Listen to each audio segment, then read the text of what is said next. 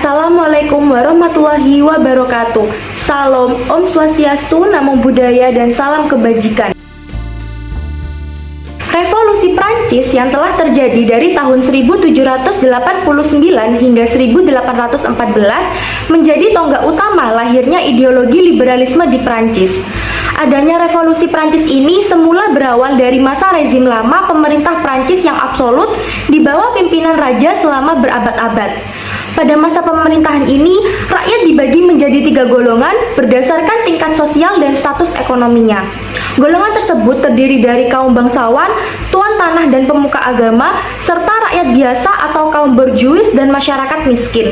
Para kaum borjuis dan masyarakat miskin sering diperlakukan tidak adil oleh kaum bangsawan pada saat itu, sehingga mengakibatkan kepincangan dan krisis ekonomi yang tidak merata di negara Prancis. Tidak hanya itu, pada kekuasaan absolut ini, raja juga membuat segala kebijakan tanpa adanya campur tangan atau persetujuan dari rakyat. Hal ini yang membuat kaum borjuis dan rakyat miskin memiliki kebencian dengan raja dan semakin geram atas tidak meratanya hak dan kewajibannya di negaranya sendiri.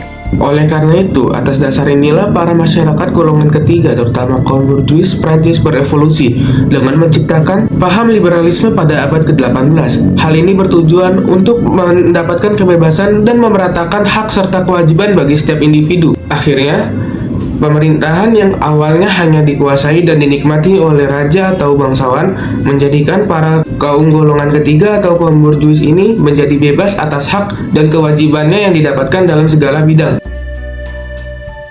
Ideologi liberalisme yang telah terbentuk di Prancis diterapkan dalam berbagai bidang di kehidupan rakyat Prancis. Yang pertama, penerapan liberalisme di bidang ekonomi, seperti dihapusnya sistem Gelait atau sistem dalam peraturan perdagangan, sehingga perdagangan dan industri dapat bebas berkembang dengan cukup baik di Prancis pasca revolusi Prancis. Di sisi lain, kehidupan petani juga memiliki peningkatan. Hal ini karena dihapusnya pajak feodal atau pajak menggunakan tanah milik orang lain dan merubah petani menjadi pemilik tanah atau bukan penyewa lagi. Yang kedua, penerapan liberalisme di bidang politik, di mana dinamika perubahan sistem politik mengarah pada politik revolusioner, yang berarti terjadinya transformasi dengan berakhirnya paham-paham seperti feodalisme dan monarki, yang digantikan dengan paham demokrasi, parlementer, dan republik. Yang ketiga, penerapan liberalisme di bidang sosial budaya, yakni dalam perjuangan revolusi Prancis adanya penghapusan stratifikasi sosial di negara tersebut, memberikan hak dan kewajiban yang sama terhadap seluruh rakyat. Yang keempat, penerapan liberalisme di bidang hukum, yakni berkembangnya ide supremasi hukum di mana Undang-Undang Dasar merupakan kekuasaan yang tertinggi. Sistem hukum Prancis yang semula tidak diberlakukan sama, akhirnya pada masa pemerintahan Napoleon, hukum disamaratakan pada setiap daerah di Prancis agar semua rakyat Prancis merasakan keadilan. Yang kelima, penerapan liberalisme di bidang agama, yakni diakuinya hak asasi manusia dalam bentuk kebebasan beragama, seperti tidak adanya lagi kekangan dari raja penguasa untuk mengikuti ajaran agama. Dari penerapan liberalisme Prancis tersebut memiliki kelebihan dengan liberalisme di Jerman, yaitu yang terlihat dalam penerapan di bidang ekonomi. Keuntungan penerapan ideologi liberalisme di Prancis dalam bidang ekonomi yaitu rakyat dibebaskan untuk mengembangkan industri tanpa adanya peraturan perdagangan. Sedangkan pada bidang ekonomi liberalisme Jerman, pemerintah masih ikut memberikan aturan dalam memajukan industri. Hal ini dapat memicu ketidakbebasan rakyat. Akan tetapi, ideologi liberalisme di Prancis juga memiliki kekurangan dibandingkan dengan penerapan liberalisme di Jerman.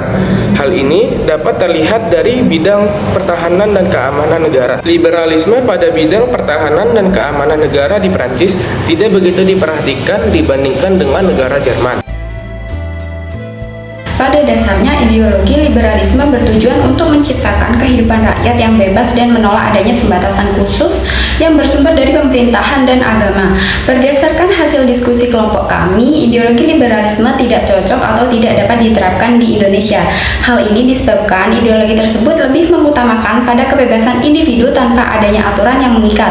Sedangkan diperlukan adanya hukum atau aturan guna mengatur berbagai kehidupan masyarakat Indonesia yang beragam, sehingga kehidupan dapat terarah untuk mewujudkan cita-cita bangsa. Salah satu contohnya, apabila liberalisme diterapkan di Indonesia dalam bidang sosial dan budaya. Sejak zaman terdahulu, masyarakat Indonesia telah berpegang teguh pada etika dan moral sesuai dengan kaidah kesopanan yang berlaku. Sedangkan liberalisme memberikan kebebasan dalam bertingkah laku bagi rakyatnya. Jadi, jika suatu kebiasaan kesopanan tersebut diubah menggunakan ideologi liberalisme, maka tentu saja hal itu akan bertentangan dengan karakter bangsa yang menjunjung tinggi adat kesopanan. Oleh karena itu, ideologi yang cocok diterapkan di Indonesia adalah ideologi Pancasila.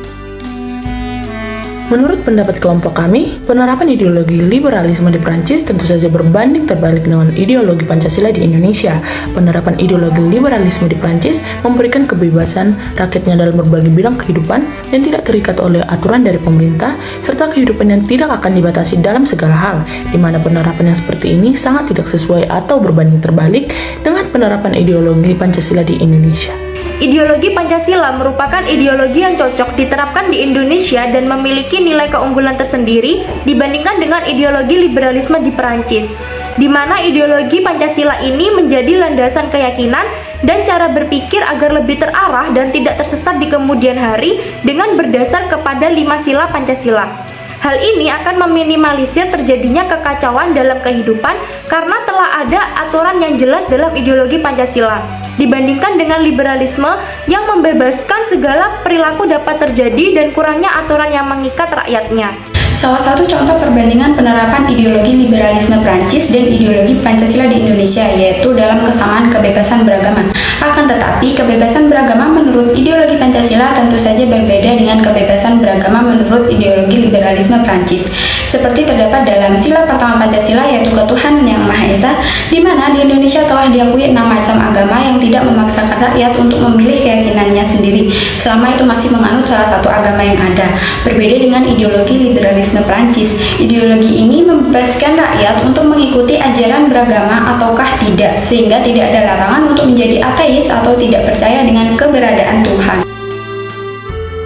Melalui pembahasan yang telah kami sampaikan, kami menyimpulkan bahwa ideologi liberalisme tidak cocok untuk diterapkan di Indonesia.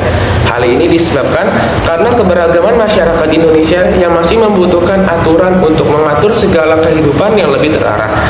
Hal ini merupakan kelebihan ideologi Pancasila daripada ideologi liberalisme yang membebaskan kehidupan rakyatnya dan beresiko untuk salah jalan dalam berperilaku karena tidak adanya batasan yang mengikat. Akan tetapi, ideologi Pancasila juga tidak dikatakan seluruhnya sempurna. Menurut kelompok kami, kekurangan ideologi Pancasila dengan ideologi liberalisme yaitu dalam segi kepemerintahan atau politik, di mana yang kita tahu konflik yang terjadi belakangan ini di Indonesia yang diakibatkan sulitnya menyampaikan aspirasi kepada pemerintah, di mana pemerintah berlaku acuh dan tidak mau tahu apa yang terjadi oleh rakyatnya sendiri. Berbeda dengan liberalisme di Perancis, rakyat telah bebas mengatur apa kemauannya sendiri tanpa gangguan dari pemerintah, sehingga kehidupannya lebih makmur dibandingkan dengan di Indonesia. Sekian presentasi dari kelompok kami, kurang lebihnya mohon maaf. Wassalamualaikum warahmatullahi wabarakatuh.